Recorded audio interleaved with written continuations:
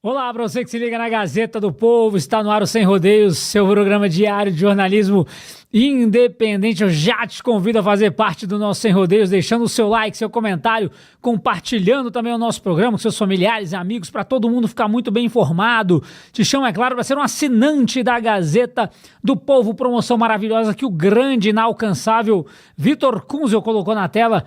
R$1 por mês nos primeiros 3 meses e acesso ilimitado a todo o nosso conteúdo incrível da Gazeta.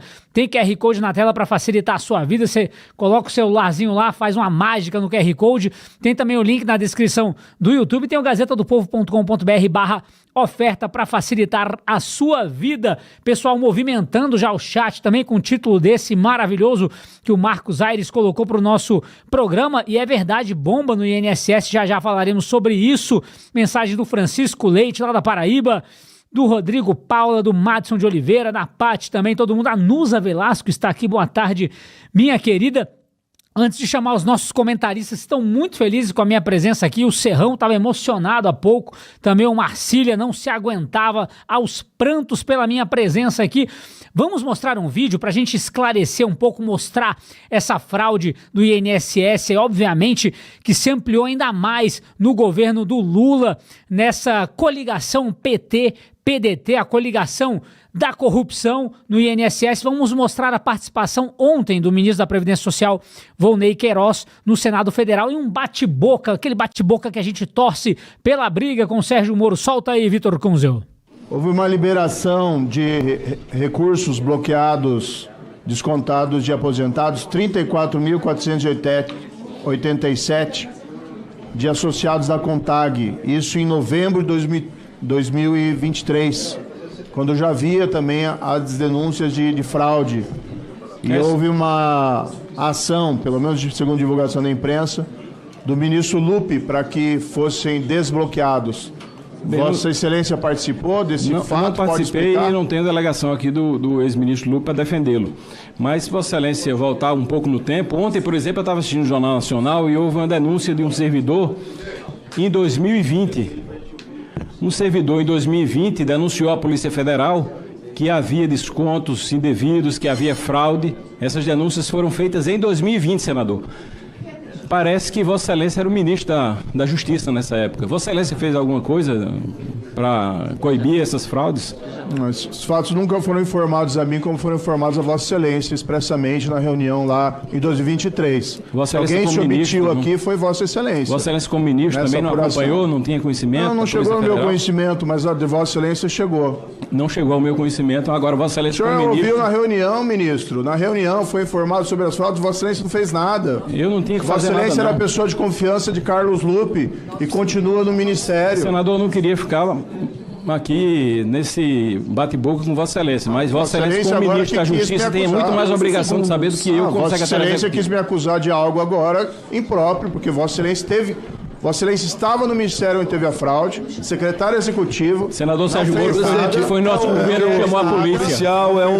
É um depoimento, como é que a gente tem que acusar? Senador Rogério, nosso governo foi que chamou a polícia. Muito bem, meus amigos, vocês viram aí o ministro da Previdência Social, Volney Queiroz, que era o número 2 da pasta, depois assumiu o ministério com a saída do Carlos Lupe, ambos do PDT. Temos que lembrar também que o Volney Queiroz, enquanto deputado, voltou para afrouxar, digamos assim, toda a rigidez em relação às associações e benefícios que eram extraídos dos aposentados. Obviamente temos que lembrar também que o PDT, junto Lupe e Queiroz, sabiam de tudo o que estava acontecendo. Ainda assim, o Lupe não fez nada, Volney Queiroz também não. Todos eles fazem parte disso tudo. Volney Queiroz disse que não queria bater boca com o senador Sérgio Moro, mas ao invés de responder a pergunta dele, contragolpeou com outra pergunta, querendo saber das atitudes ou da falta de atitudes do Moro enquanto ministro da Justiça. Resumo da ópera. Meus amigos, coloca na tela aí que eu tô com saudade deles. Na verdade, eu tô com saudade só da Júlia Luci, do Serrão e do Marcília não, porque eles não ficaram felizes no grupo do WhatsApp com a minha presença. Vejam a seriedade do Marcília. Meu querido Jorge Serrão, começando com você aí, temos que falar sobre essa situação do Volney Queiroz, mas é claro, temos que alertar também a nossa audiência sobre o nosso título aí do nosso programa, sobre essa bomba do INSS, isso porque os sindicatos estão avaliando fazer um acordo de delação para entregar alguns políticos. Meu amigo Jorge Serrão, seja bem-vindo, Serrão. Quanta alegria! Olha, hoje eu amanheci numa felicidade imensa, porque eu comecei trabalhando no Café com a Gazeta com você, e ontem fui informado pela minha musa de que você também seria o apresentador do Sem Rodeios hoje. A minha felicidade foi gigantesca, né? Você sabe disso. Tanto que compartilhei com o André Marcília, e nós dois fizemos hoje de manhã cedo uma cadeia de união para um programa maravilhoso que vai acontecer a partir de agora. Então, vamos lá. Esse caso do INSS tinha que dar cadeia para toda essa bandidagem política que está destruindo o Brasil há muito tempo, não é de agora. É há 25 anos, um quarto de século, que essa turma da traição, da perda total, está comandando esse país, levando ele à destruição.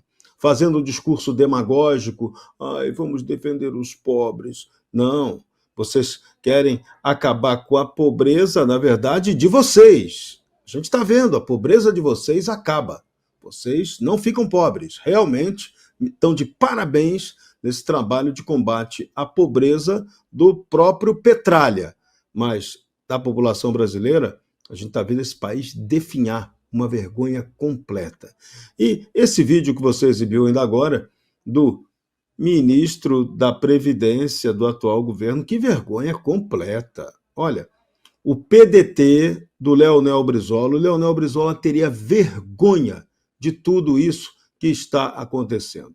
Dá até vontade, agora até recebi aqui uma voz do além aqui, Leonel Brizola falando dos políticos corruptos. Dá até vontade de botar para reproduzir, porque é dose para mamute. Será que o pessoal do PDT se sensibilizaria com isso? Será que o Lupe conseguiria compreender a dimensão disso? Será? Será que daria? Vamos lá, Brizola, fala aí.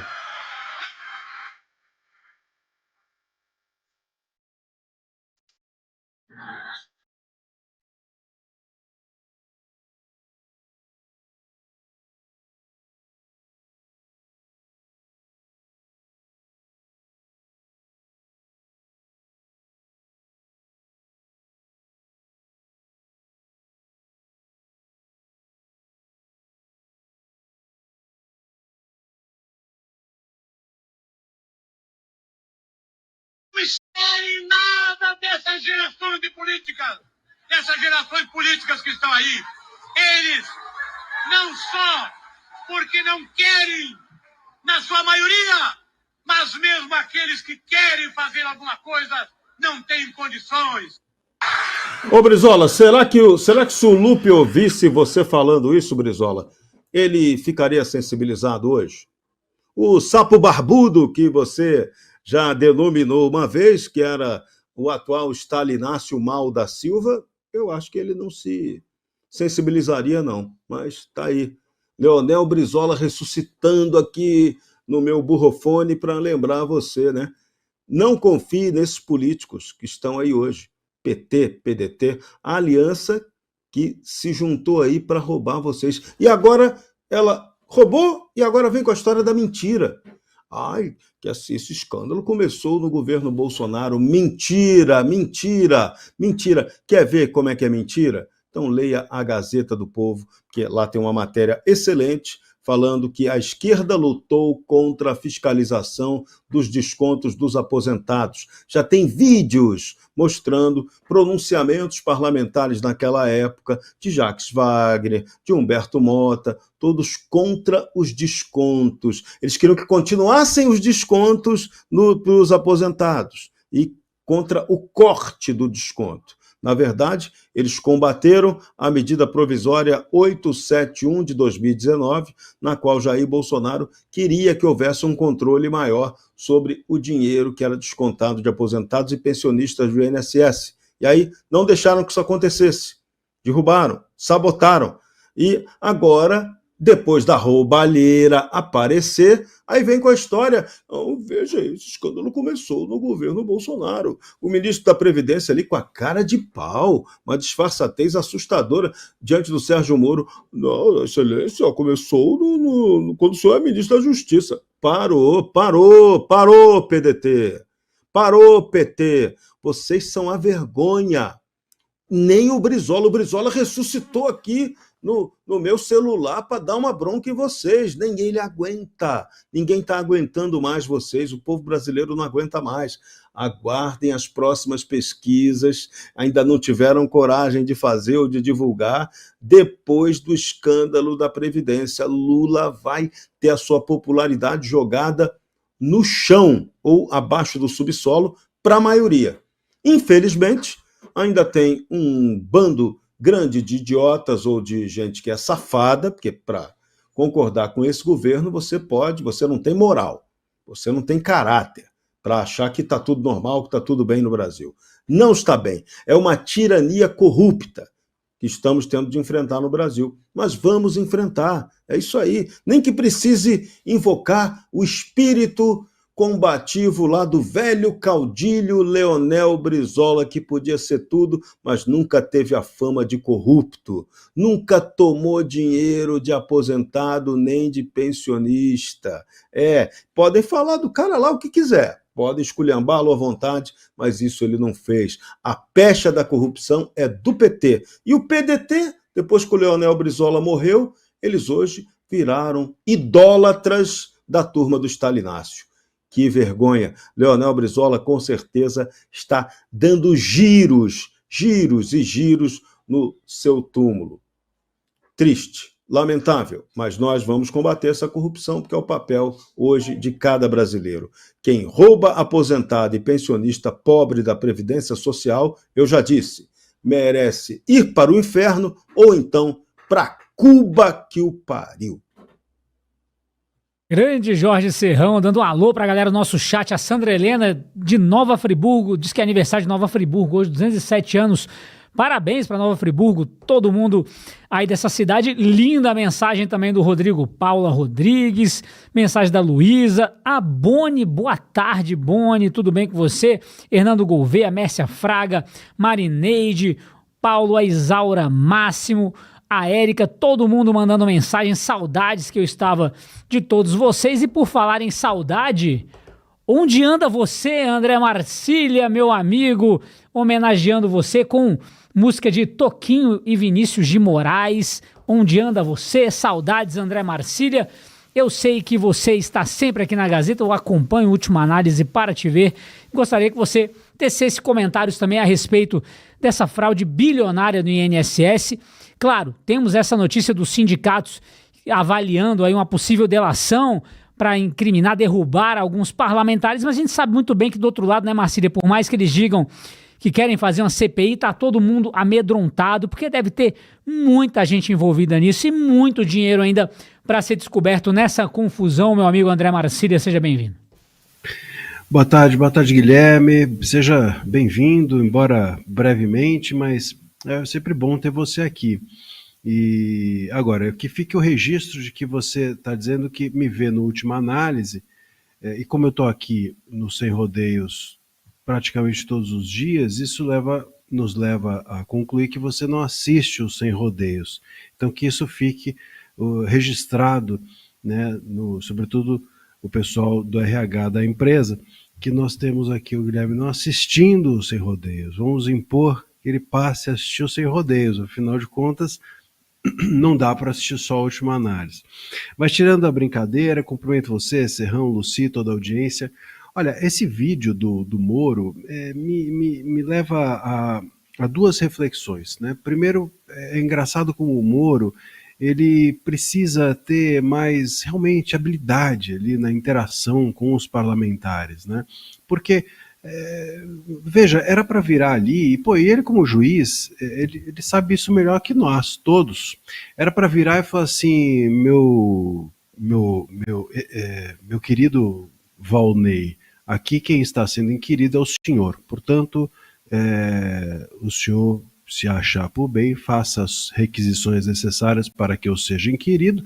Se isso for aceito pelos pares, então eu responderei com o maior prazer. Se o senhor quiser também eu respondo lá fora, depois que a gente acabar aqui. Agora quem está sendo aqui inquirido é o senhor, então o senhor respeite tanto a minha inquirição, quanto a casa, quanto as pessoas que estão nos assistindo, faça aquilo que veio fazer aqui, que é responder a minha pergunta. E ponto.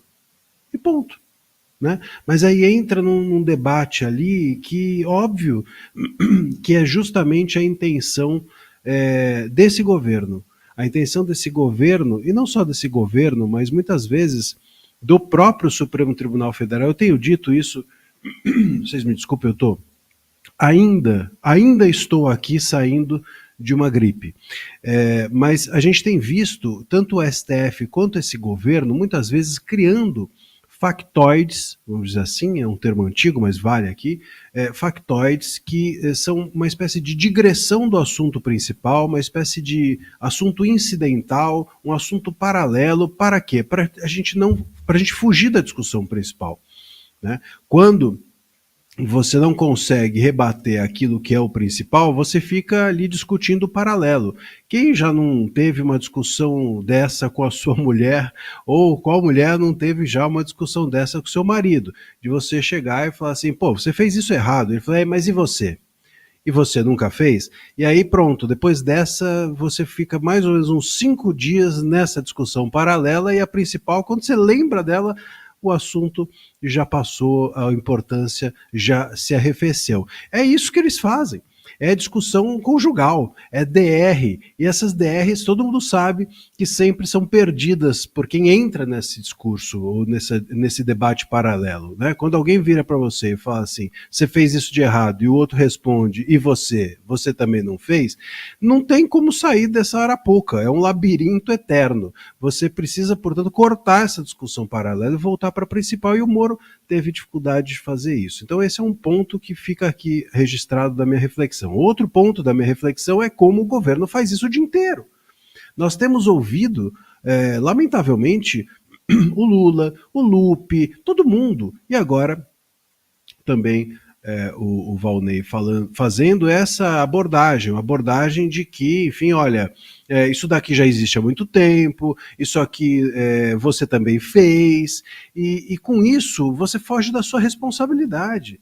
Porque não importa se alguém já fez, importa que você está aqui para responder pelo que você fez. Né?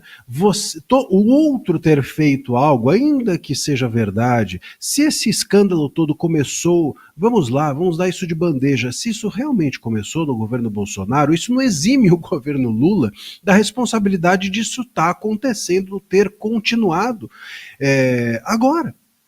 Durante o governo Lula, ou durante esses governos todos do PT. Né? O fato de, eventualmente, alguém ter reclamado desse caso para o Moro não exibe a responsabilidade do político que estava ali sendo inquirido de responder pelos atos dele. Não existe mais ou menos corrupto, não existe mais ou menos errado, não existe mais ou menos quando a gente põe a culpa também no outro. O outro não exime a minha culpa, o outro fazer também não diminui o meu erro. Então é preciso parar com isso. Eu falei que no STF isso também acontece, porque muitas vezes também conversas paralelas ou questões paralelas nos eximem do óbvio. Por exemplo, nós estamos aqui discutindo inquérito para cá, inquérito para lá, o golpe, isso, aquilo, áudio, surge uma coisa, surge outra. Bom, qual é a questão de origem? A questão de origem é que todos esses inquéritos, todos eles nascem do regimento interno do STF, que é uma ilegalidade. Você não pode brotar um inquérito autonascido, né, de um regimento interno, e sim da Constituição, e sim da nossa legislação. O regimento interno é apenas administrativo, ele não pode legislar e muito menos criar uma realidade paralela, como criou nesses últimos 6 anos que nós vivemos, sob julgo do STF e dos ministros, porque tudo está baseado nesse regimento interno. Essa é a grande origem de tudo, e tudo, portanto, está errado. E aí eles vão criando fatos paralelos para legitimar aqui o assunto principal, que é eles poderem nos julgar por tudo. e todos também poderem ser julgados por eles. A mesma coisa o governo, eles vão dizendo, o Moro também fez, o Bolsonaro também fez, o Frei Chico, daqui a pouco eu tenho dito, daqui a pouco vão dizer que o Frei Chico é irmão do Bolsonaro, porque a coisa vai entrando numa maluquice, que é isso, eles vão criando essa fantasia paralela para não enfrentar a realidade.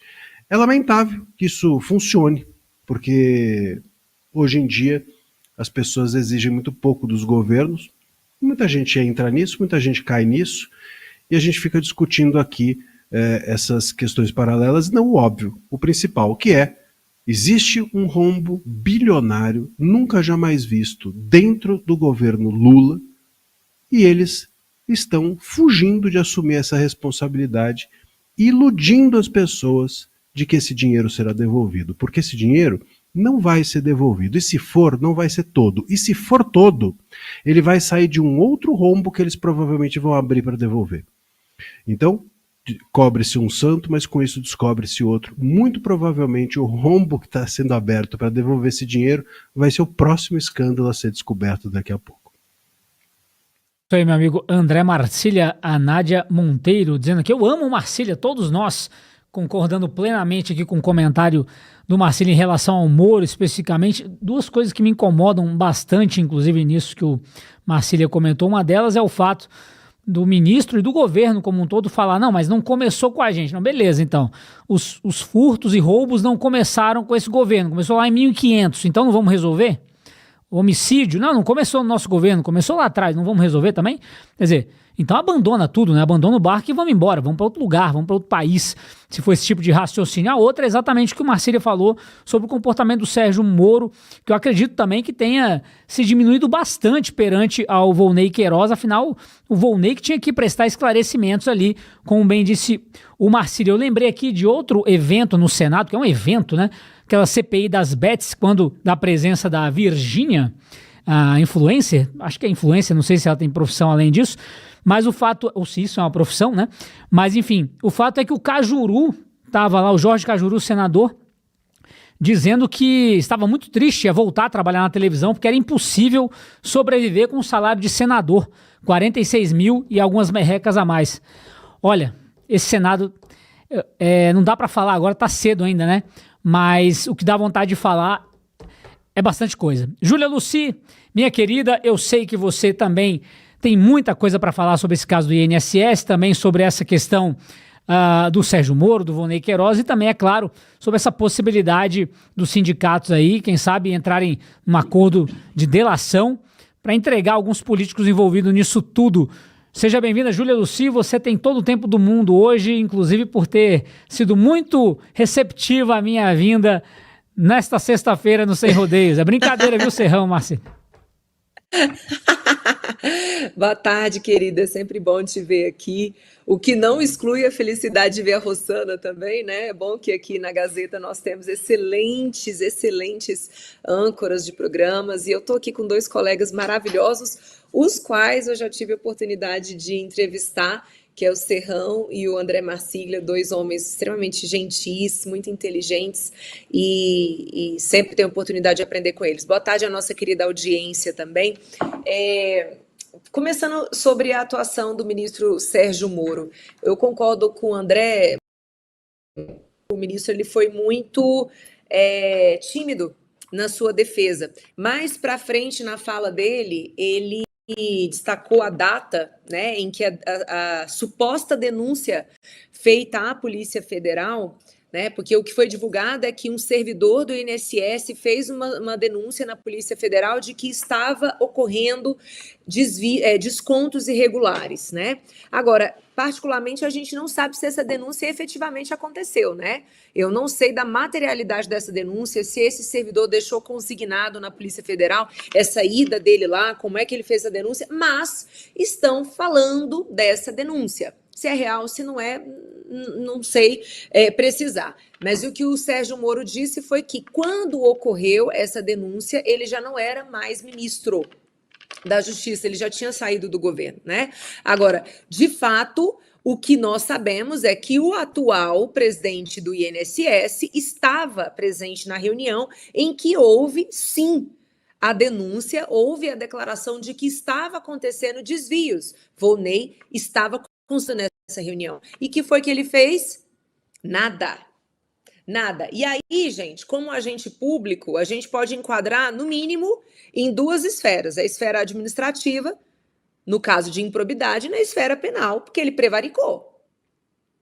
Então, isso por si só já invalidaria a nomeação dele como presidente do INSS. Porque ele não é uma pessoa neutra que chegou. Não, ele já era uma pessoa de confiança do Lupe, já estava na estrutura do INSS e participara dessa reunião. Então, é uma pessoa que não tem credenciais para estar nessa posição de presidente da autarquia, né? E aí, todo esse escândalo do INSS, que parece para nós que estamos acompanhando já ser maior, sim, que o Petrolão, é como um novelo, né? A gente começa a puxar ali, saiu a pontinha da lã, e aí a gente vai puxando e vai descobrindo, mas ainda a gente não sabe exatamente nem do volume, nem do quê. Mas o que nós podemos já pontuar é que esses descontos aconteceram já em 2016, época do governo Dilma. Talvez tenha sido essa a motivação do presidente Bolsonaro ao editar a medida provisória proibindo os descontos não expressamente autorizados. A medida provisória, gente, ela tem força de lei. É um ato privativo do Poder Executivo. O Poder Executivo edita, na sua publicação já tem validade, já está valendo com força de lei. Aí ela é encaminhada para o Congresso Nacional decidir se a MP vira lei ou não. Essa MP editada pelo presidente Bolsonaro virou lei. E essa lei proibia descontos não autorizados expressamente pelos beneficiários do INSS. Pois bem, o Congresso Nacional, discutindo crédito, foi colocada ali uma emenda, aquilo que a gente chama de jabuti, retirando essa proibição de descontos automáticos. E aí agora, algumas pessoas, como o deputado Marcel Van Hatten, estão trazendo vídeos da época mostrando deputados que protagonizaram a aprovação do fim dessa exigência de autorização expressa. Adivinha quais foram os deputados? Foram deputados do PT. Qual a justificativa? Nós precisamos proteger os nossos aposentados, os nossos pensionistas, porque a aposentadoria tem que vir em primeiro lugar. É sempre assim, gente. O erro, o crime acontece. E quem deu a proteção para que aquilo acontecesse sempre traz uma justificativa contrária da essência do crime. Então, se o crime é desviar, é roubar de aposentado, quem deu a justificativa para aprovar nova lei, retirando a obrigatoriedade de exigência, dizia exatamente em seus discursos que queria proteger os aposentados. É sempre assim, né? Então, talvez seja por isso a dificuldade de deputados e senadores do PT, por exemplo, assinarem o pedido de CPI e CPMI. Ontem à noite a gente viu o senador Contarato, do Espírito Santo, assinar. A gente tem informação aqui em Brasília, de bastidor, de que ele tomou um puxão de orelha da ministra Gleisi. Mas talvez eles estejam percebendo que não tem como fugir dessa investigação mais aprofundada. Porque não é só, gente, o que nós sabemos é que não é só o desconto não autorizado. Nós sabemos que houve uso de CPF falso. Nós sabemos que houve vazamento de dados, nós sabemos que houve a contratação de empréstimos também consignados, nós sabemos que houve a falsificação de informação de morte, utilizando uma rede de... As empresas que cuidam de quando alguém falece, esqueci agora o nome, funerárias, envolvendo funerárias também no processo. Então, a gente tem toda sorte de crime aí. A gente tem o uso indevido de dados privados, a gente tem o uso de documentos falsos, A gente também tem a denúncia, que é já foi amplamente divulgada essa semana, de que algumas dessas associações estavam instaladas em postos de órgãos públicos, atuando como parceiras do INSS, recebendo ali o beneficiário, o idosinho sentava, fazia o login, tá? Ao lado de uma pessoa encarregada dessa associação, e aí essa pessoa começava a utilizar o login desse aposentado. Então, é algo que não tem nem como a gente ter ideia, mas o fato é que já existe sim, desde 2016, houve um aumento gigantesco desses descontos a partir de 2023, primeiro ano do governo Lula, e o governo está fazendo uma pressão para não investigar. É isso que nós podemos falar aqui com tranquilidade. Agora, quem ganhou o quê? Qual político que está envolvido? Qual a associação que estava financiando campanha? Tudo isso a gente vai ter condições de descobrir, mas tem que abrir a CPI. E aí é que fica aqui o trabalho nosso da Gazeta do Povo junto com a nossa audiência. Cadê deputados e senadores que não assinaram? Por que não querem assinar? Estão com medo de quê? Estão envolvidos também? Acho que está na hora da gente trazer o nome de quem não assinou. Não é trazer o nome de quem assinou, é quem não assinou, para constranger essas pessoas. Porque quem não quer investigar isso, não é que não é apenas sem coração. Não é isso apenas. É uma pessoa que está envolvida. Porque não quer dar. Bem, minha querida Júlia Luci, dando um alô pra galera aqui, a Flávia, a Helena Farias, lá de Maceió, Alagoas, seja muito bem-vinda. Também Edivaldo Reis, criticando aqui a fala do Sérgio Moro, a Márcia Regina também sempre com a gente.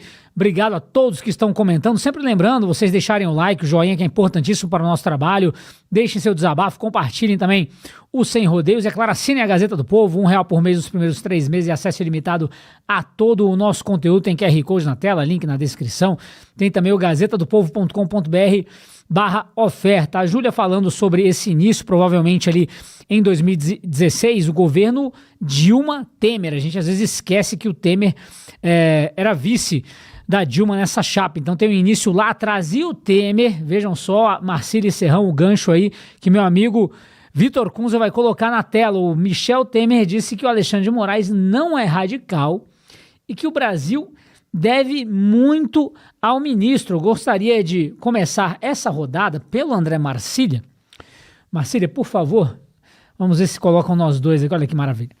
Marcília, é o seguinte, eu quero saber quanto você está devendo ao Alexandre de Moraes, né? Individualizando a pena, né? Já que ele não gosta de fazer isso, a gente vai fazer aqui no Sem Rodeios, começando por você, quanto você deve a ele.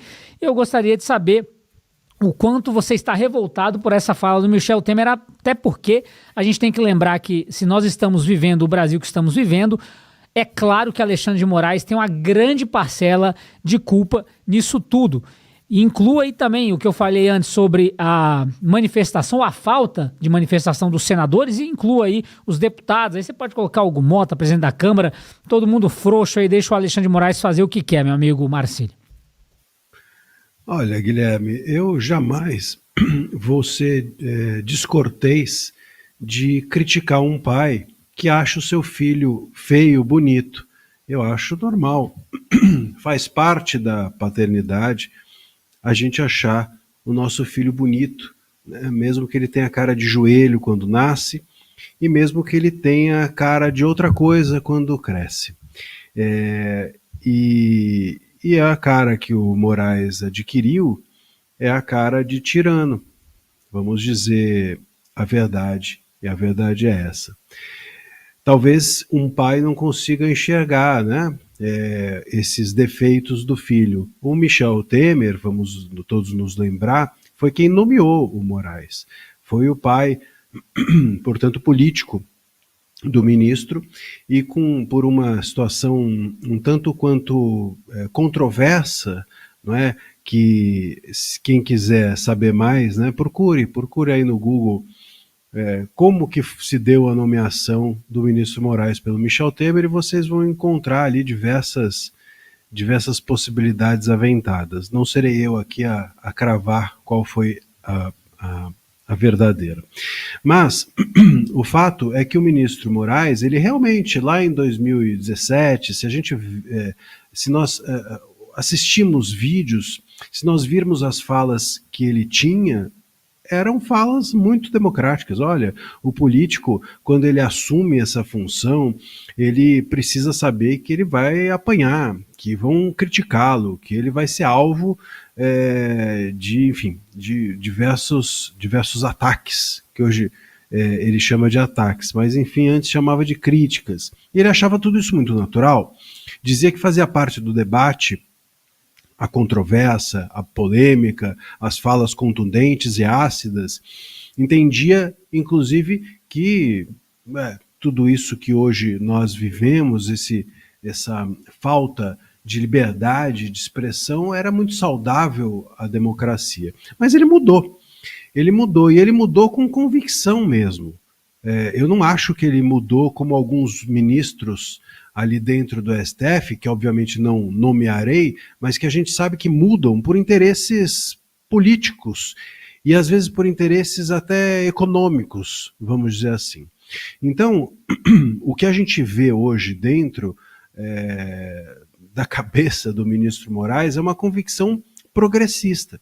Basta a gente ver as aulas magnas ou magdas que ele tem dado, sobretudo aqui na Universidade de São Paulo, na São Francisco, e são visões muito próximas das visões progressistas, de que a classe média é um mal, de que é necessário a gente avançar no sentido de entregar mais oportunidades às pessoas identitárias, enfim, essa conversa de progressista. Se você sentar no botequim com alguém de esquerda, ele vai te dizer isso nos primeiros 30 minutos de conversa, sem dúvida alguma, se você puxar o papo. E o ministro Moraes fez disso a sua tese de doutorado, a sua tese de livre docência e tudo mais, enfim, numa qualidade que eu entendo como muito duvidosa, e fez disso também a sua vida dentro do STF. Ele acredita piamente que ele está salvando a democracia, não tenho dúvida. Eu realmente acho que ele é um convicto, e os convictos são os piores, porque são os menos flexíveis, os menos maleáveis. Então eu creio que o Temer, ele tem essa imagem, como todo pai olha para o filho e o vê como criança, e o vê como um bebezinho bonito, e o vê correndo pelos prados e campos, catando amoras. Talvez seja isso que o Temer enxergue no Moraes, porque se ele olhar com os olhos de hoje, ele vai enxergar, infelizmente, um tirano. E a gente precisa talvez também entender que o Michel Temer, ele hoje é um personagem interessante na República, um personagem, o grande conciliador da República. Então, quando tudo está errado, ou quando tem um imenso problema, chamem o Michel Temer. Lembre-se que o Michel Temer foi quem sentou com Bolsonaro e com Moraes, quando houve aquele entrevero todo decorrente daquele 7 de setembro em que o Bolsonaro, do alto do caminhão de som, falou sobre o ministro Moraes, etc. Eu não me lembro exatamente a fala, mas uma fala contundente, que gerou polêmica, aí veio uma carta, lembra-se disso? Aí a carta veio pelo Michel Temer ajudou a redigir isso, aquilo, a carta. Então, o Temer, ele é aquele político da antiga, que não existe mais. Hoje em dia os políticos, eles são muito pouco hábeis nessa costura, mas ele é esse político da antiga. Ele, o Sarney, essas pessoas, elas são aquelas que costuravam com todo mundo e ficavam sempre numa corda bamba e tinham essa habilidade. E o Temer faz isso. E tem tentado, muito provavelmente, fazer algum tipo de conciliação para que o STF não se destrua, não se autodestrua, porque é isso que o STF está fazendo, se autodestruindo e destruindo a sua credibilidade, a sua imagem com tudo que tem feito com ele próprio e conosco. E talvez o Temer seja essa pessoa que esteja tentando conciliar esse STF radicalizado com uma possibilidade do Congresso pensar no meio termo entre a anistia e a revisão das penas, enfim, toda essa conversa que a gente tem ouvido por aí, as tentativas de costura para alguma solução nacional, o Temer está no meio. Então, talvez essa fala dele também seja nesse sentido. Olha, o Moraes não é um radical, pode significar assim, o Moraes é uma pessoa capaz de negociar. Mas, sinceramente, Temer, eu duvido. Eu acho que a gente precisa entender que depois de um certo tempo, nem alguns filhos fazem caminhos tão sem volta que nem aos pais mais eles escutam. Meu amigo André Marcílio, inclusive dentro da matéria que você encontra na Gazeta do Povo, na íntegra, e se você for um assinante, consegue ler a matéria completa, o Temer aqui na entrevista à Folha de São Paulo, ele diz, abre aspas, daqueles do 8 de janeiro, ele já liberou muita gente. Muita gente quem, né? Deixou 2 anos preso o pessoal, sem denúncia, aí põe na prisão domiciliar com tornozeleira, liberou o quê, Michel Temer? Tá louco? Então, ele continua aqui, então ele fez uma coisa adequada no momento que deveria fazer, não é? Para garantir as eleições e está fazendo agora com vistas à pacificação do país.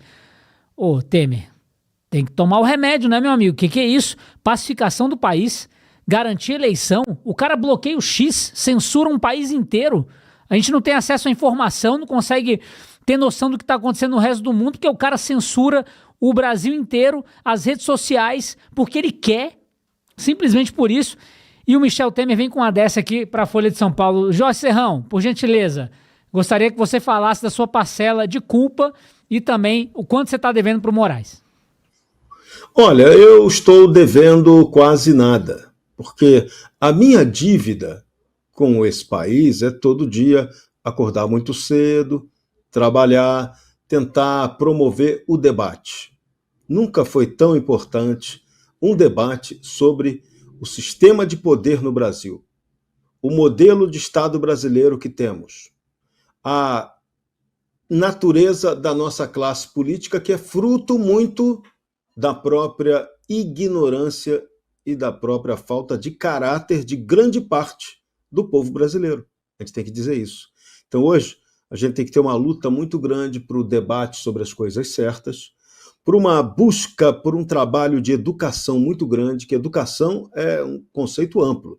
Educação é a soma da moral familiar com a qualidade do ensino, que é ela que vai fazer um povo ter mentalidade forte, resiliência, entendimento das coisas, leitura política. Então a gente tem que lutar todo dia muito por isso, para esse povo esclarecer, se expandir. E aí, nessa etapa, a etapa da evolução, você vai tendo a possibilidade de ter uma melhor escolha da classe política.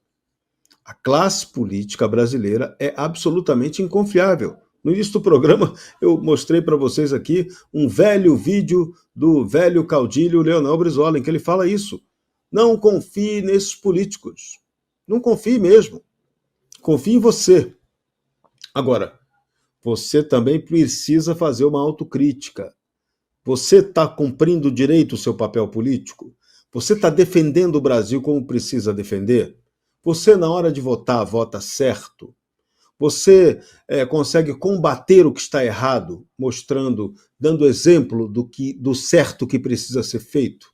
Então esse é um exame de consciência que cada um tem que fazer. Essa é a dívida que a gente tem que pagar todo dia, meu caro Guilherme Oliveira. É a dívida de consciência. Essa dívida nós temos. Agora, acompanho inteiramente o voto do relator André Marcília. O problema dos ministros do Supremo, e principalmente do ministro Alexandre de Moraes, é aquilo que G.K. Chesterton muito bem definiu numa frase inteligentíssima. Toda convicção é uma prisão. E uma convicção equivocada, ela é um complexo penitenciário. Podemos acrescentar aí a frase inteligentíssima do Chesterton. E os nossos ministros do Supremo no Brasil, há muito tempo, eles são prisioneiros de convicções equivocadas. Essa história de que eles estão agindo para combater a democracia, é fake news, é falsa. Se olharem no espelho, vão ter que se autocolocar no inquérito do fim do mundo, por fake news, porque não é verdadeiro que estão defendendo democracia nenhuma. Não tem. Poderoso no Brasil não está defendendo democracia há muito tempo. Isso vale para os vários poderes, não é só o judiciário, não. É muito fácil sair batendo só no judiciário. Não. O judiciário está seguindo um roteiro que uma superestrutura determina que seja seguida por quem tem a hegemonia no judiciário, no executivo e subjuga facilmente o legislativo que se acovardou, que se imbecilizou, que aceitou completamente o jogo da coisa errada. Em nome de vantagens, em nome de conveniências, em nome da covardia, inclusive. Então, a gente precisa hoje de uma consciência política para mudar esse país. Estamos falando aqui, a próxima eleição tem extrema importância? Tem. A gente tem sempre aquela esperança, na próxima eleição vamos votar melhor. O problema da próxima eleição é que a gente espera votar melhor, mas você vai votar melhor do mesmo jeito que votou sempre, esse é um ponto, vai votar com a mesma estrutura com que votou sempre, e em grande parte das mesmas pessoas em quem a gente votou sempre. Com essas três constatações, a nossa possibilidade concreta de mudar para melhor é verdadeira ou é falsa? É falsa. É falsa. Nossa chance de mudança é falsa, é arriscada. É baixa a chance de mudança, a não ser que a gente consiga promover uma grande conscientização acerca do que precisa ser feito no Brasil. E a gente aqui ainda não está discutindo com clareza o que precisa ser feito. Eu não me conformo que a classe política brasileira não promova um debate sobre voto, contagem pública de voto. Isso é algo essencial. Isso aí não pode ser censurado nem interditado. É um direito que, inclusive, torna esse desejo coerente com o que está na Constituição brasileira.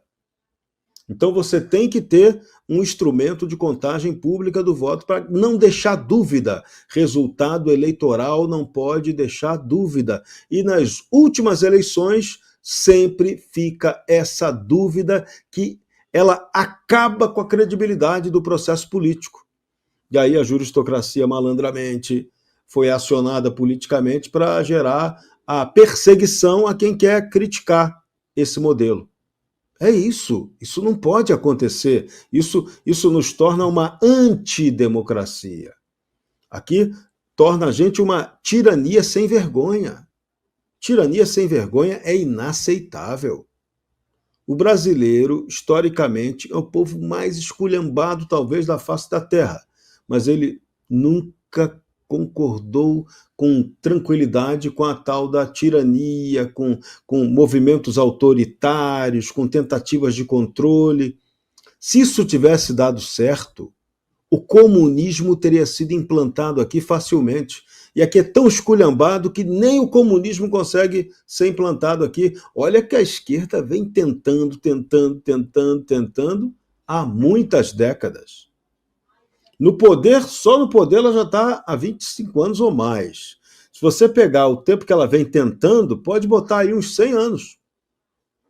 E tentando, sabotando, quase conseguindo, influenciando o outro lado a fazer movimentos errados e erráticos, que não consolidam uma democracia de verdade nesse país, com segurança do direito, com exercício da razão pública, com debate sobre o que tem que ser mudado.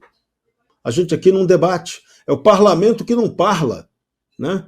E o sistema atual de poder está querendo criar uma outra figura, né? O calamento. Em vez de ser o parlamento, nós vamos ter o calamento. Que fica todo mundo lá calado, não falando nada, não cumprindo a função política de apontar solução, de indicar o erro que precisa ser consertado. Então a gente fica patinando de escândalo em escândalo. Esse escândalo do INSS é a repetição, é o mais do mesmo. É que ele agora ele escandalizou demais porque mexeu com os velhinhos.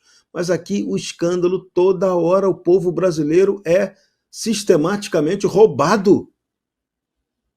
Agora doeu porque pegou nos velhinhos, isso causou sensibilizou mais, impactou muito politicamente o governo. Mas a gente precisa discutir um projeto estratégico de nação, precisa discutir reforma política, reforma do judiciário, reforma eleitoral, reforma econômica, tem um monte de coisa para debater que a gente não consegue debater, reforma constitucional. Essa Constituição é a mãe de todas as crises, ela é utilizada por essa oligarquia dominante para controlar o país.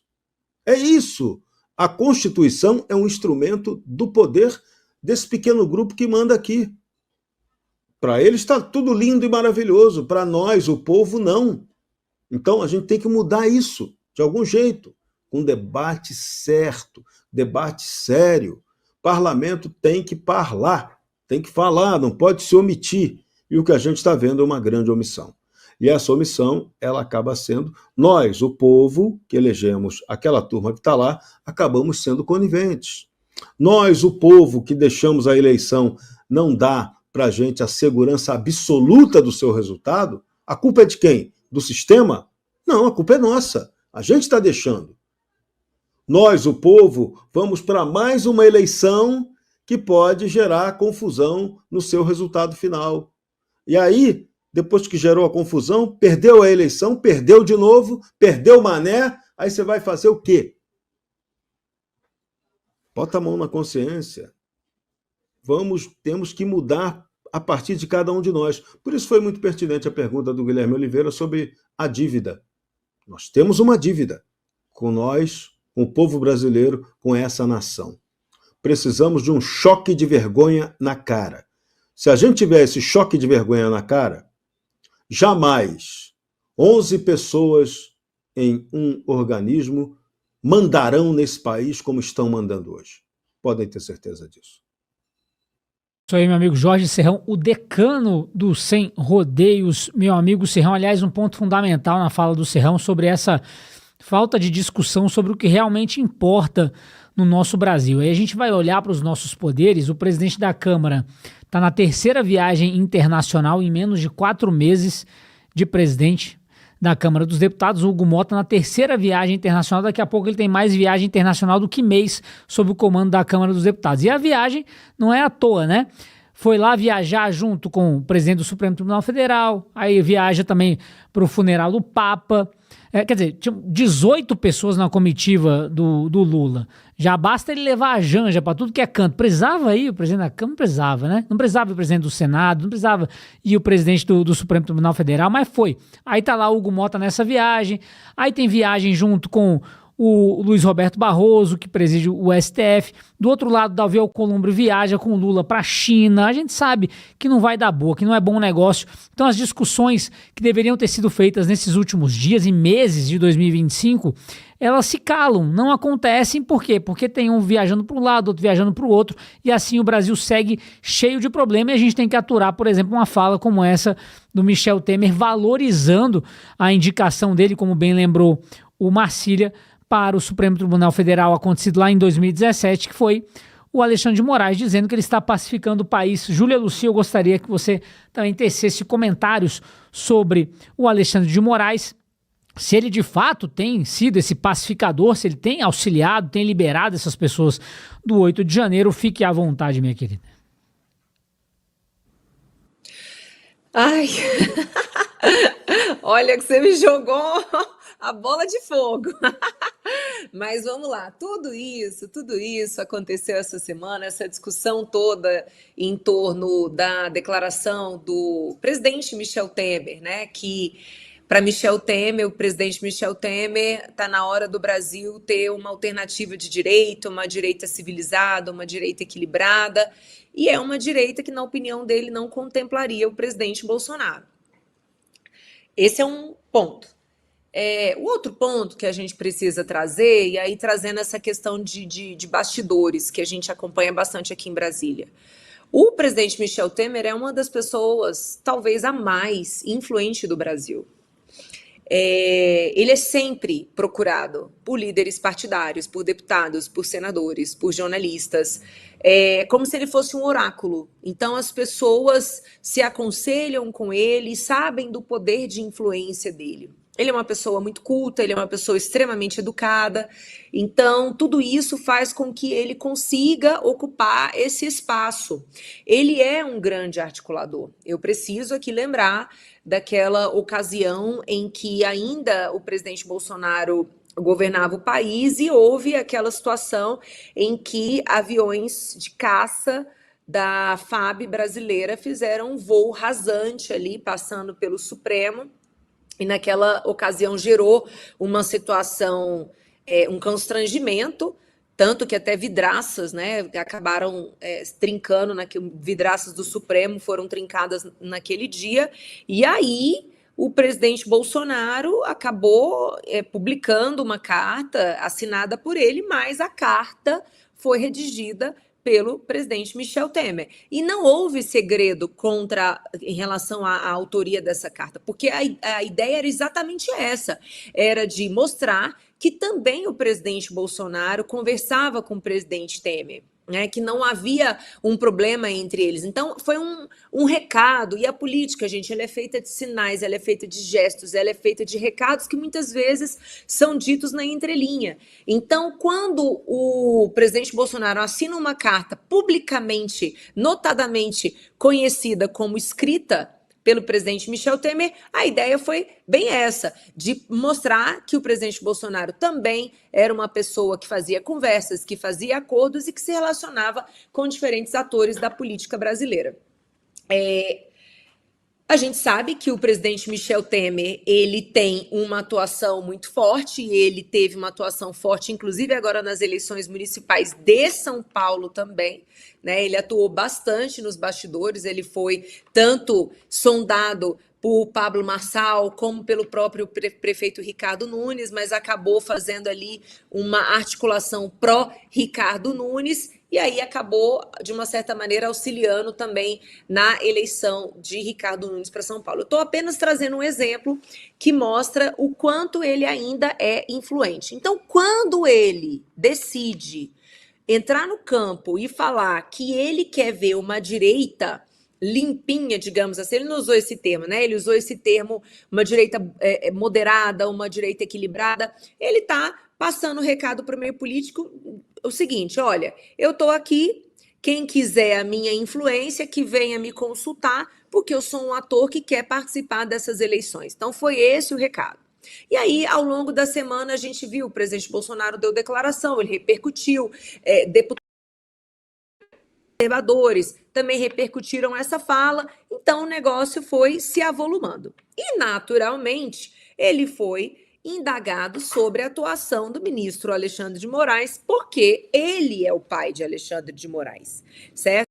Ele indicou o ministro Alexandre de Moraes para o Supremo Tribunal Federal dentro de um contexto em que eu não sei até que ponto que essa história ela é publicamente conhecida, mas o fato o que nós sabemos é que o ministro Alexandre de Moraes foi chamado, à época não era ministro, ele foi chamado a intervir no caso de vazamento de fotos da então primeira-dama Marcela, né?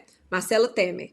E aí dizem, tá certo, gente? Eu não tô trazendo aqui um fato em si, mas dizem que esse apoio no vazamento de fotos supostamente íntimas, e houve aí o selo desse acordo de indicar Alexandre de Moraes para o Supremo Tribunal Federal. E aí, desde então, a gente acompanha a atuação do ministro Alexandre de Moraes. Então, lendo nas entrelinhas, quando ele disse que o ministro Alexandre de Moraes é uma pessoa humana, ele já está autorizando a ida de algum dos condenados para prisão domiciliar, inclusive citou Fernando Collor, Roberto Jefferson e alguns dos presos também do 8 de janeiro.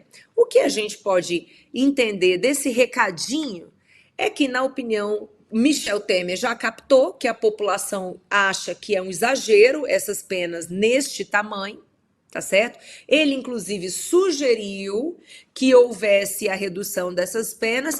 Como se fará isso, não sei, porque essas pessoas estão enquadradas em tipos penais cujas penas mínimas são de 12 anos. Então, como ele vai reduzir pena? Eu não sei. Dentro do mesmo processo, o André até pode falar melhor sobre isso, mas dentro de uma ação aberta com base em determinados tipos penais, eu não sei como dentro dessa mesma ação você conseguir reduzir pena. Não sei. Eu não sei se o que o presidente Temer está sugerindo é que se abram novos processos dentro de outros tipos penais, mas o que ele disse é que, na opinião dele, essas penas poderiam ser reduzidas. Ele não falou em anistia, ele não defende anistia, ele defende redução de pena. Não sei como operacionalizar isso. Mas ele precisa, sim, defender o ministro Alexandre de Moraes, porque o ministro Alexandre de Moraes foi indicado por ele. Né? Então, de uma certa forma, é esse o xadrez político. Por isso que eu acho que está na hora de a gente rediscutir a forma de indicação de ministro do Supremo, porque ficar apenas na mão do presidente da República é muito complicado. Porque pode ser que o presidente da República, no momento, precise de certos apoios e negocie esses apoios em troca dessa indicação, que é hoje o cargo mais poderoso do Brasil, porque ele é vitalício, porque ele não se submete ao voto popular, à avaliação popular, porque hoje, inclusive, é permitido que esposas de ministros cuidem de casos, né, de processos que estejam sendo julgados dentro da própria corte. Então, é um cargo dos sonhos, é um cargo com poderes ilimitados, porque, inclusive, o Senado também não faz nada diante de excessos escancarados que sejam feitos pelos ministros do Supremo. Então, hoje é o melhor cargo do Brasil, certamente, é ser ministro do Supremo, e o presidente Michel Temer, que é um homem extremamente poderoso ainda, porque poder não se confunde com exercício de mandato. É importante sobre isso também, né? Tanto que o presidente Bolsonaro é o maior nome eleitoral no Brasil. Ele não tem mandato, ele está inelegível, mas ele determina o jogo eleitoral brasileiro. Tá certo? Então, o poder a pessoa exerce para além do mandato. Depende da influência, depende da habilidade política dela. E Michel Temer é o exemplo disso. Muito bem, minha querida Júlia Lucy, convidando vocês sempre a deixarem o like, comentarem e compartilharem o nosso Sem Rodeios. E, é claro, assinarem a Gazeta do Povo, R$1 por mês nos primeiros 3 meses e acesso ilimitado a todo o nosso conteúdo. Muita gente comentando, inclusive sobre o caso citado pela Júlia Lucy, dessa questão das fotos da ex-primeira-dama. Muita gente comentando aqui no nosso chat também. Meu amigo Jorge Serrão, vou começar essa com você. Vou pedir para o meu amigo Vitor Kunzel colocar na tela este print, matéria da Camila Abrão. Em áudio, o policial reclama que Bolsonaro teria desistido de suposto plano contra a posse de Lula. Meu amigo Serrão, mais um capítulo da novela Vale Tudo para prender o Jair Bolsonaro, que é o que tem feito descaradamente todos esses anos aí, esse pessoal envolvido nessa trama, porque a trama verdadeira é do judiciário, né, meu amigo Serrão? Queria que você discorresse sobre essa questão, até explicando para a nossa audiência, afinal falamos sobre isso mais cedo também, não é mesmo, Serrão, meu amigo? Com certeza, eu diria até que essa trama vai além do judiciário, ela é acima do judiciário. O judiciário acaba sendo um instrumento dessa trama, que não aceita um Brasil livre, que não quer um Brasil democrático de verdade, que não quer um Brasil crescendo. Eles querem, o sistema de poder aqui no Brasil, ele quer um Brasil tirânico, tutelado, de preferência por uma nação que sustente essa pequena oligarquia. Então, a parceria que nós vimos ser fortalecida essa semana com a China é um indicativo do que querem os donos do poder no Brasil para o Brasil. Um país com autoritarismo, tirania, controle econômico de uma outra nação, no caso a China. É isso que está se desenhando. Lula está sendo um instrumento no poder federal para viabilizar isso. E junto com ele tem a juristocracia, que também opera no mesmo diapasão, e ela tem que derrotar quem? Ela tem que derrotar Jair Bolsonaro e o segmento que acredita naquilo que Jair Bolsonaro está defendendo. Liberdade política, livre iniciativa, liberdade de expressão. honestidade. São valores que esse pessoal quer destruir. Quer e está destruindo há muito tempo. Insisto, há mais de 25 anos. Eles fazem um esquema paralelo em que eles ocupam o espaço de poder, eles acabam com a pobreza deles, né? A pobreza deles acaba. Eles conseguem, você veja que não tem aí o esquerdista pobre estando no poder. Ele entra pobre e não sai pobre. Então ele acaba com a pobreza. Parabéns, realmente é bem isso. Acaba com a pobreza. Só que ele extermina a verdade, a honestidade, a democracia. A democracia no Brasil há muito tempo que ela está sequestrada pela ladruagem, pela corrupção, pelo regime canalha dessa esquerdopatia, pela juristocracia e pelo crime institucionalizado. O crime no Brasil, ele não é um fim nele mesmo. Ele é um instrumento de dominação, tal qual a ideologia. Então, hoje nós temos um sistema de poder que paira sobre todo mundo e que ele utiliza a corrupção, o crime e a juristocracia e a ideologia para controlar as pessoas. Tem que entender isso. Esse é o sistema de poder no Brasil. Agora, mudar isso depende da consciência do povo brasileiro, que tem que mudar completamente. É isso que a gente está pregando sempre, todo dia. Nós precisamos adquirir consciência, definir o que a gente quer de verdade para esse país e correr atrás para isso acontecer.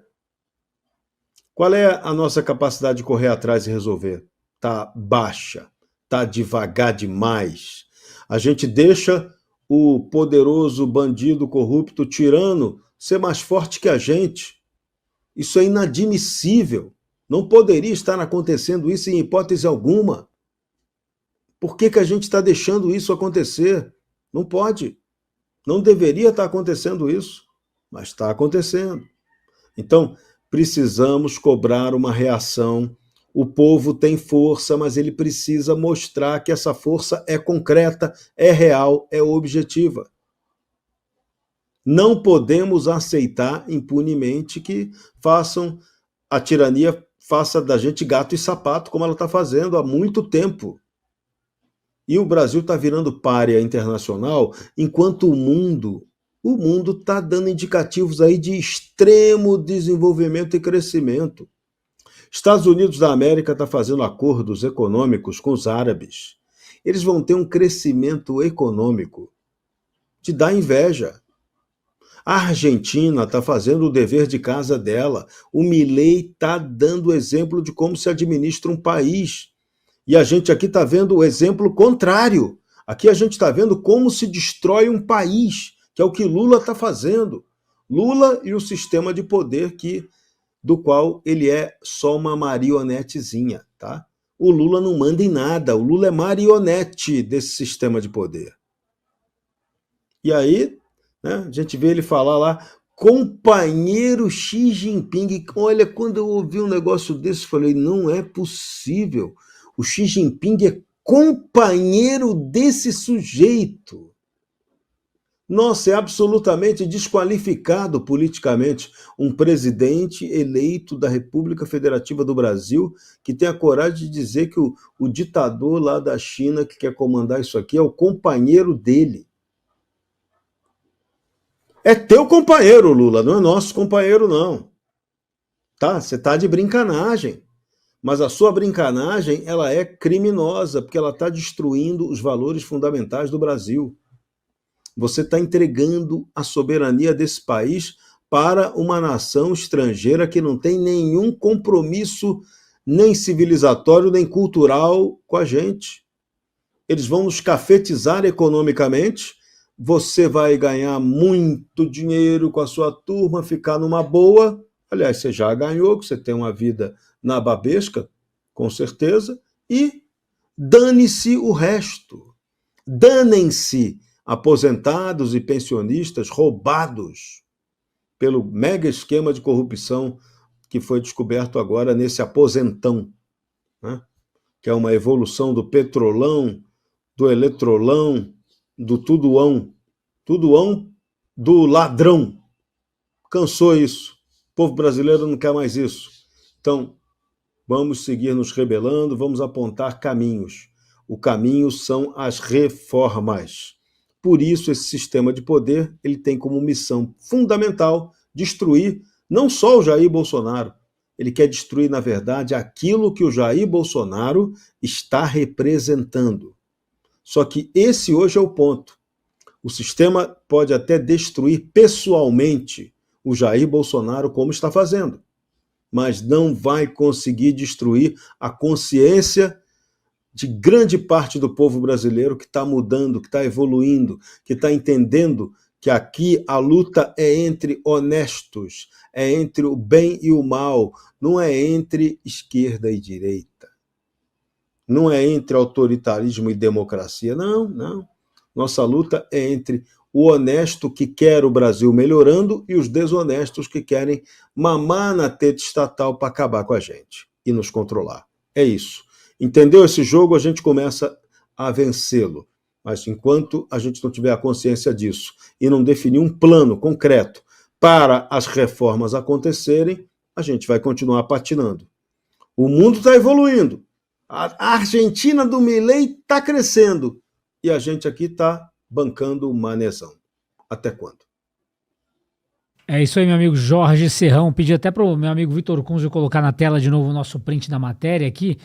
Em áudio, policial reclama que Bolsonaro teria desistido de suposto plano contra a posse de Lula. O policial em questão, o policial federal Vladimir Soares, ele afirmou que fazia parte de uma equipe de operações especiais com poder de fogo elevado, está no áudio dele, para defender o então presidente Jair Bolsonaro e, segundo também o policial federal, matar meio mundo de gente.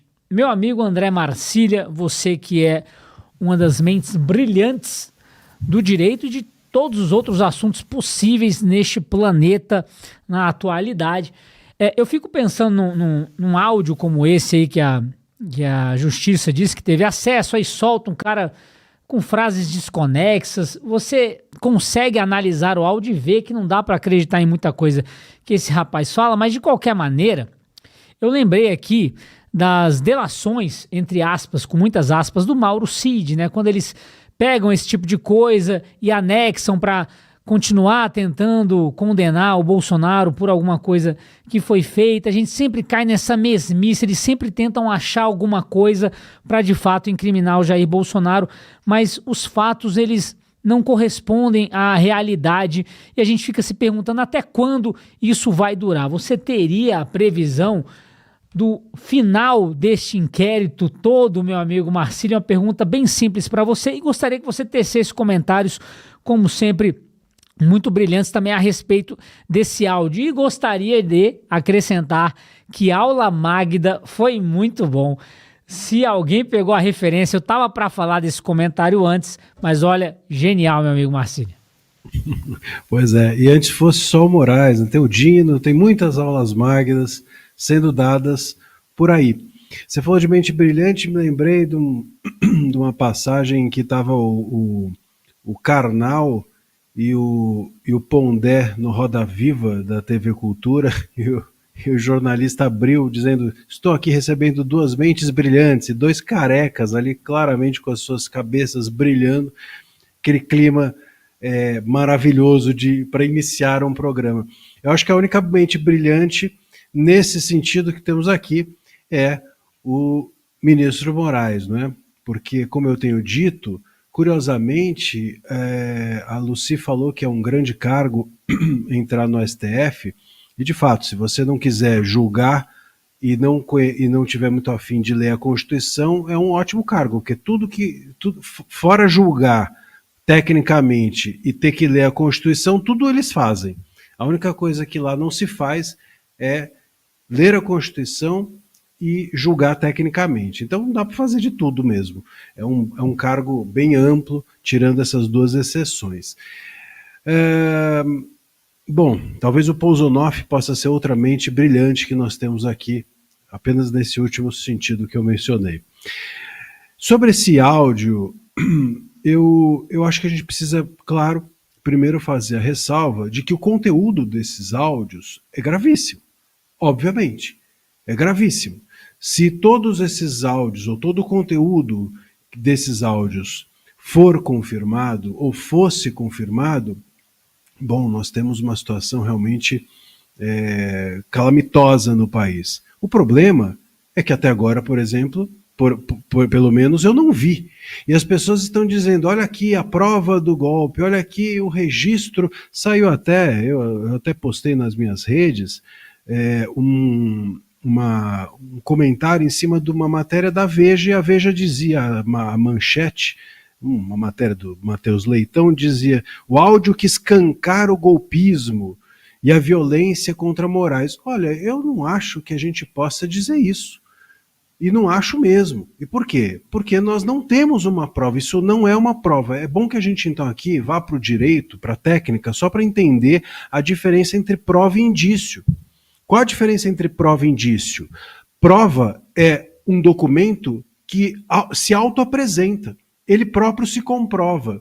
Você entende? Então, por exemplo, uma pessoa chega e fala assim, olha, eu sou o culpado por isso, aquilo, e está aqui a prova de que eu estava lá naquele lugar, naquele momento tal, está aqui o meu celular mostrando isso. Bom, isso é uma prova. Por quê? Porque esse documento ele auto-incrimina a pessoa. A gente precisa, portanto, entender que indício é aquilo que nos dá um sinal, aquilo que nos dá uma pista, aquilo que nos levanta a orelha. Agora, prova não, prova é algo definitivo. Você olha e fala, putz, aconteceu, está aqui, está registrado. Isso é um áudio. Um áudio é uma visão subjetiva de mundo de alguém. Eu posso agora mandar um áudio, posso bater a cabeça aqui, ficar um pouco atrapalhado e mandar um áudio dizendo que os alienígenas estão descendo na Terra.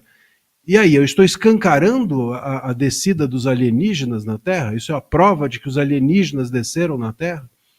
Ou eu posso nem bater a cabeça. Tem gente que nem precisa bater a cabeça e já sai dizendo isso. Bom, então alguém mandou um áudio dizendo Jesus está voltando. Bom, então essa é a prova de que Jesus está voltando? Alguém manda um áudio dizendo, olha, vejo tropas nas fronteiras, estamos sendo invadidos. Então somos invadidos porque o áudio disse isso? Vocês percebem? Isso não é uma prova, isso é um indício.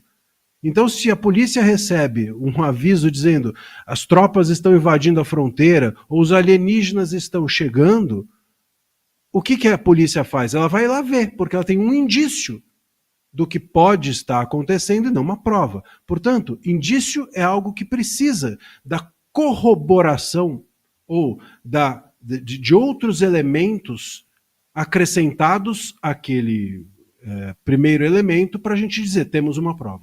A prova, ela se auto-apresenta, ela se auto-incrimina, ela já se apresenta sozinha, não precisa de mais nada, está provado. O áudio não é isso. É grave o conteúdo, repito, mas não é uma prova, não escancara nada. O que precisa, portanto, é agora as nossas autoridades mostrarem que esse áudio está ancorado em outros elementos e que realmente isso que está ali no áudio aconteceu, porque senão a gente só tem um vazamento de uma pessoa que potencialmente ou tem problemas, ou estava passando por problemas, ou quis incriminar os outros, ou é um áudio fantasioso, sei lá. Quantas vezes você não manda áudios fantasiosos para os outros? É perigoso, inclusive, hoje em dia, porque todo mundo está sendo vigiado. Tomar cuidado com os áudios que você manda. Às vezes a gente manda bobagens por aí, que não são verdades. Então, repito, se o conteúdo é grave, mas isso não é uma prova. O impacto disso, sozinho, desse áudio, sozinho, no julgamento, precisa ser zero. Precisa ser zero. Se não houver respaldo de outros elementos. Se houver, aí é outra história. Então mostrem os outros elementos e aí, ok, aí a minha conversa muda. Vocês percebem? Então esse é o primeiro ponto. Segundo ponto, se eles levarem esse áudio a ferro e fogo, a sério, bom, aqui é uma prova, porque a gente está no Brasil, então a gente não sabe se o direito ainda conta. Mas se eles levarem a sério essa prova e o direito, portanto, não contar, porque isso não é uma prova, mas se tomar isso como prova, a gente precisa entender que a única pessoa que aqui se livrou é o Bolsonaro. Porque o áudio diz claramente o seguinte, Nada aconteceu porque a gente ficou esperando uma canetada, estou dizendo aspas, tá? Isso está no áudio. Ficamos esperando uma canetada do Bolsonaro e o Bolsonaro deu para trás. Fecho aspas. Está no áudio isso. Se o Bolsonaro deu para trás, o Bolsonaro, se havia um golpe, ele desistiu. E aí a gente vai para o artigo 15 do Código Penal, que fala da desistência voluntária. Quando uma pessoa desiste de um crime que está para ser cometido ou em vias de ser cometido, essa pessoa deixa de responder pelos crimes que poderiam adiante ser imputados a ela. Então, se estava em curso uma tentativa de golpe e o Bolsonaro desistiu, deu para trás, como disse o áudio, o Bolsonaro não pode ser culpado por tentativa de golpe. Artigo 15, Código Penal, vai lá e lê. Só não vou ler aqui porque é chato ficar lendo artigo, coisa já chata a beça.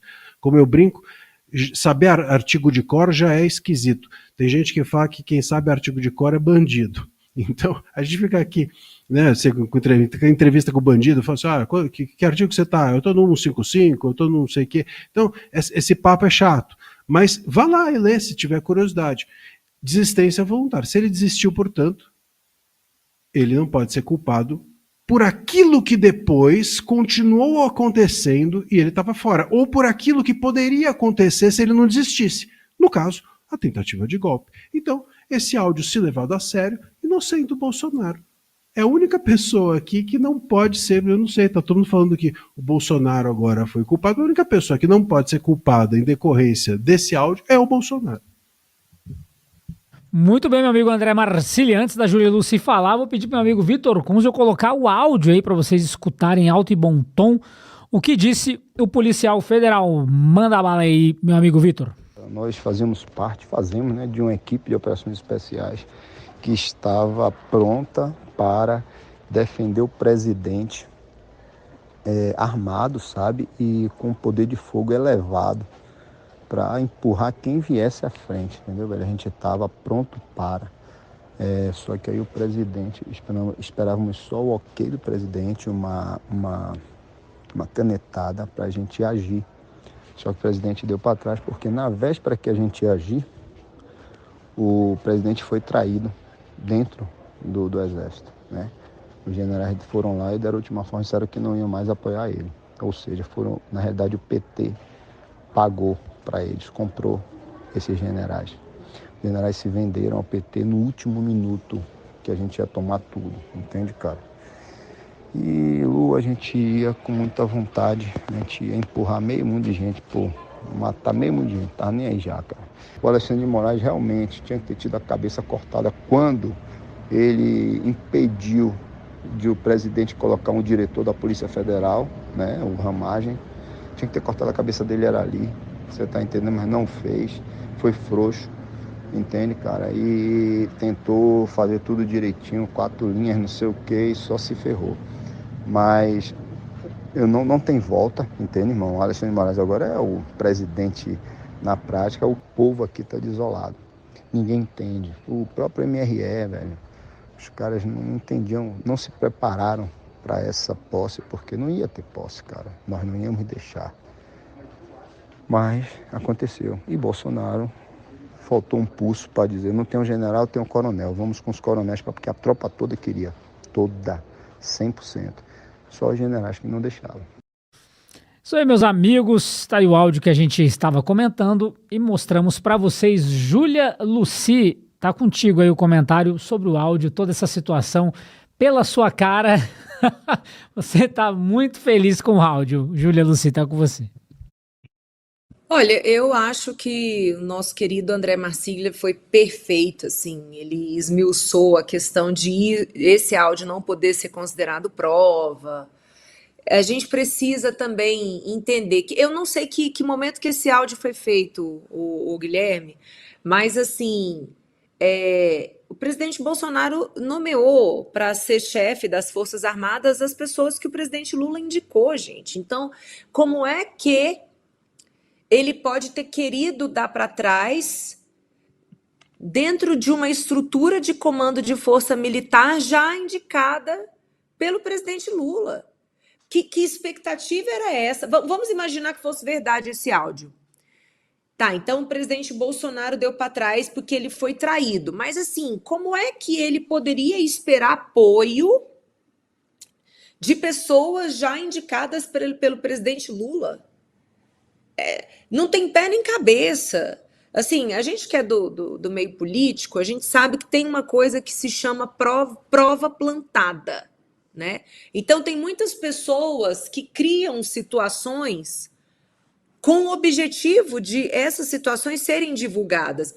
É o que está me parecendo isso, porque é tão tosco, é uma história que não tem sentido, ela não tem início, ela não tem meio, ela não tem fim, ela não se encaixa no momento histórico, com aquilo que a gente sabe desse momento histórico, que para além dessa possível desistência que foi trazido aqui pelo André Marsiglia como justificativa para o não enquadramento do presidente Bolsonaro na tentativa de golpe, mas além disso, não se encaixa.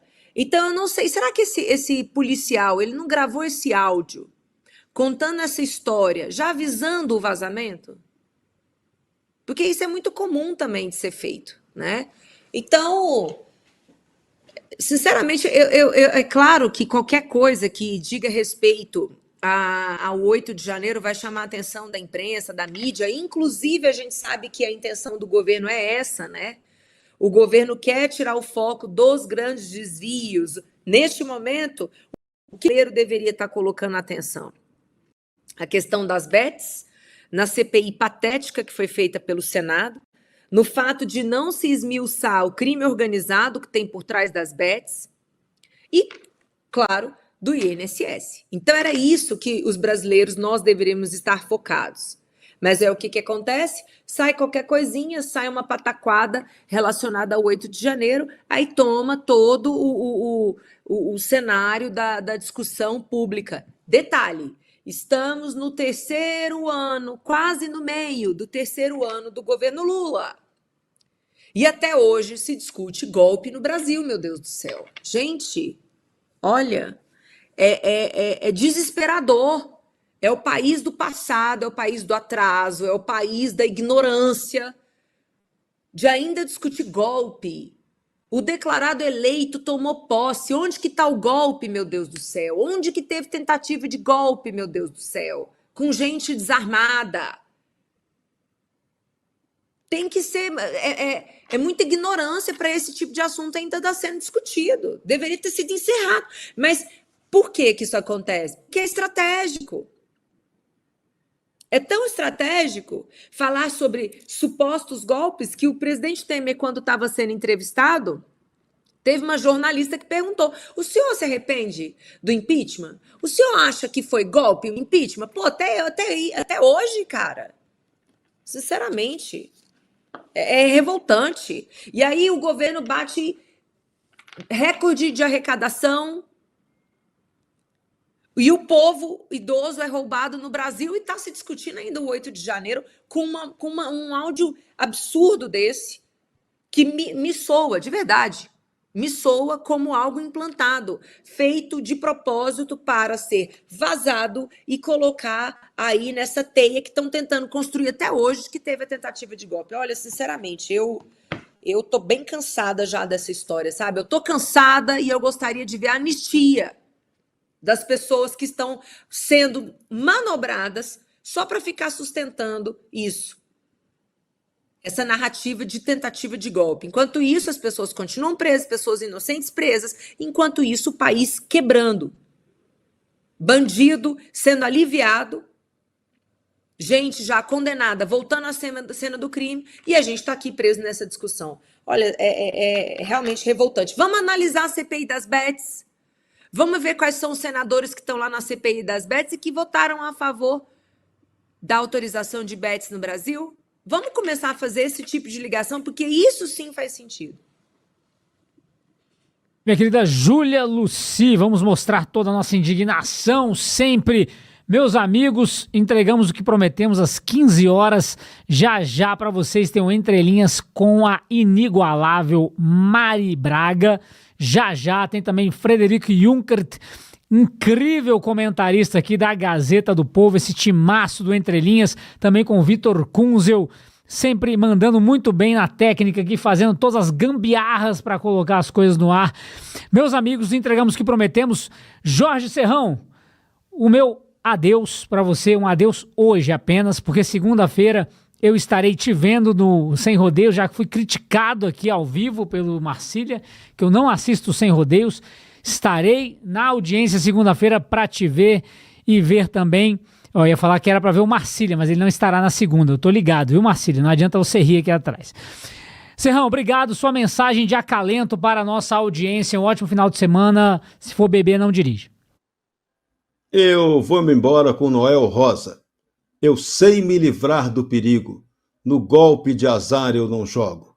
É por isso que seguro eu te digo. Até segunda. Até já. Até logo. Que isso, meu amigo. O cara ouvindo isso aí à noite, hein? Curtindo um vinho, aí não dá certo, né, Serrão? Meu amigo André Marcília, por favor, você faça o seu poema, declame com a sua voz para todos da nossa audiência. Também um ótimo final de semana, saudades de você. Por falar em saudade, onde anda você, Marcília? Pois é, e segunda-feira, aliás, eu não estou normalmente aqui e não estarei também no última análise dessa vez, porque eu estarei no Maranhão. Eu vou dar uma palestra no Maranhão para o Poder Judiciário. Então, espero que a minha audiência seja qualificada lá e a gente tenha um bom debate. Vou falar sobre fake news. Mas eu termino aqui não vou terminar com um poema não, mas vou terminar com um tweet que eu acabei de fazer, postar no meu X, inspirado na nossa conversa. O tweet é o seguinte: não é curioso, porque a gente estava falando, né, do fato de que o governo Lula coloca a culpa da Previdência nos governos passados, e eu botei assim: não é curioso que o mesmo governo que afirma que devemos promover a reparação histórica porque somos culpados pelos males dos antepassados, seja também o que não assume sua responsabilidade pelo rombo da Previdência, afirmando que a culpa é dos governos passados. Então, é engraçado isso, né? Porque eles dizem, não fomos nós. A gente viu a fala do ministro, não fui eu, foi o Moro, foi o Bolsonaro, foi não sei quem, foi todo mundo, menos eles. Mas esse mesmo governo que diz que eles não têm culpa nenhuma porque o passado é o culpado, é aquele que diz que nós somos culpados pelos nossos antepassados. A hipocrisia é a flor do pântano do Brasil. Um abraço a todos. Grande André Marcília, pessoal, aqui ó, Adriana Guerra, André é um lorde, é mesmo, viu? Saudades de vocês também no nosso chat. Júlia Luci, tá com você, eu gostaria que você falasse uma frase de motivação para que todos nós passemos o final de semana felizes e que a gente retorne na segunda-feira com paz no coração, Júlia. Que missão, hein? Depois do caos, agora vamos ficar felizes. Não, mas eu sou otimista, sim. Eu acho que tudo isso que a gente hoje enxerga no Brasil, não enxergaríamos no passado, porque havia o monopólio da imprensa. Então, acho que quando a gente passa a enxergar, a gente consegue fazer o diagnóstico correto e atacar o problema, né? Então, estamos no caminho certo. Próxima segunda-feira eu estou aqui com vocês, é sempre muito bom estar aqui. Para quem ainda não me segue no Instagram, eu queria convidar, vai lá no @JuliaLucidF e haja lucidez. Muito bem, Júlia, torcendo aqui para o André Marcília não encontrar com Flávio Dino e Juscelino Filho, hein, Marcília? Tá rindo aqui atrás. Por favor, hein? Antes só do que mal acompanhado. Fiquem com Entre Linhas já, os maravilhosos Mariana Braga, Frederico Juncker na Gazeta do Povo. A gente se vê segunda-feira. Tchau, tchau, tchau, tchau.